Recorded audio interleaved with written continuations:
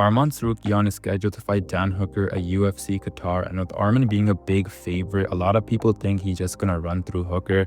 And honestly, I agree. I think this is one of the most one-sided matchups on the entire card, and I actually think the fight's gonna look exactly like what the odds say. Let's break down why.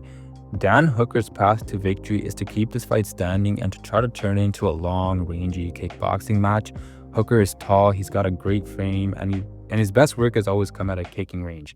Arman Tsarukyan is clearly the better grappler, so the moment this fight enters the clinch or hits the mat, it's Arman's world. But the big misconception in this fight is the size difference. I keep seeing people saying Hooker's going to be too tall, too rangy, or too physical for Arman to deal with, and I just don't buy it. Yes, Hooker is 6 feet tall with a 75-inch reach, but if you look at the guys Arman has fought throughout his career, he's fought guys like Mateus Gamrot, Charles Oliveira, other big lightweights, so I don't think Arman will be struggling with Dan Hooker. And more importantly, Hooker's size actually hurts him in this fight. He stands tall, his frame's high, and he leaves his hips wide open for takedowns. This is the exact style that Arman abuses, so that actually works against him. So another real question here is, can Dan Hooker stop Arman's takedowns? Because the fight starts on the feet, and if Arman can't get Hooker down, then yeah, this fight is pretty dangerous for him. But if Arman gets his entries going, Hooker's in deep trouble. And that's why I lean so heavily towards Arman. I do not think that Hooker can defend takedown for 15 minutes. I don't trust his takedown defense or for him to get it back up consistently. And I actually don't think he can survive extended scrambles with someone as explosive and as technical as Arman. And I know a lot of people are going to mention the Mateus Gamrot fight, but that was a completely different fight. I think Arman has improved significantly since they fought Mateus Gamrot, and he's just way better than Mateus Gamrot right now. So let's be honest, Hooker's takedown defense has always been the weakest part of his game. Go back and watch the Islam fight. Go back and watch the Chandler fight. Even Poirier mixed in wrestling when he wanted to. Now he's fighting a guy who shoots more often, better timing, and who mixes him all together into chain wrestling. And I don't think Hooker can survive that.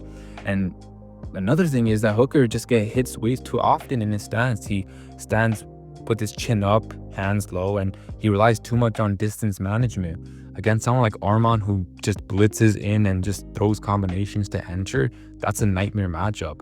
And Arman has the better cardio and pace. Yeah, Dan Hooker does have a lot of heart. He is really durable, but durability doesn't really matter when someone's just grinding on top of you for 10, 12, 13 minutes straight. Arman is literally a pace merchant. If he wrestles nonstop, he chains attempts altogether. If Hooker stops the first shot, then he's in the clinch. If he stops the clinch, he's getting tripped. If he stops all that, there's just another shot right behind that. So that wears you down. And that's the part I think a lot of people are overlooking. It's not that Hooker can't stop a takedown. We know he can. He fought Mateus Gamrot. We know he has at least solid takedown defense. But when Arman forces you to defend 15 takedowns, I think that's where the fight just breaks open. So Hooker is the better kicker. He has better front kicks, good jab, good teeps. But you know what kills the striking game?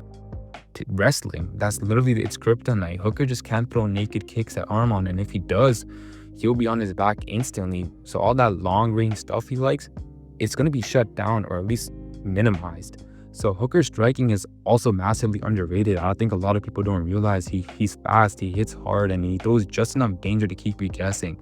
Just look at what he did to Beneil Dariush. Dariush was a top tier contender at that time, and Arman knocked him out in 30 seconds.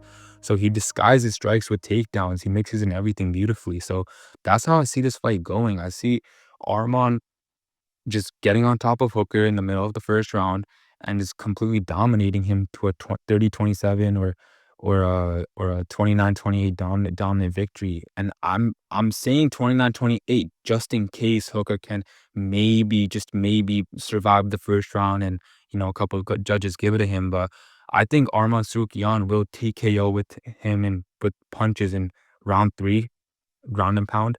I think Hooker's just way too durable to get put out in the first two. But so I see Arman Tsarukyan beating Dan Hooker in the 3rd round with the ground and pound.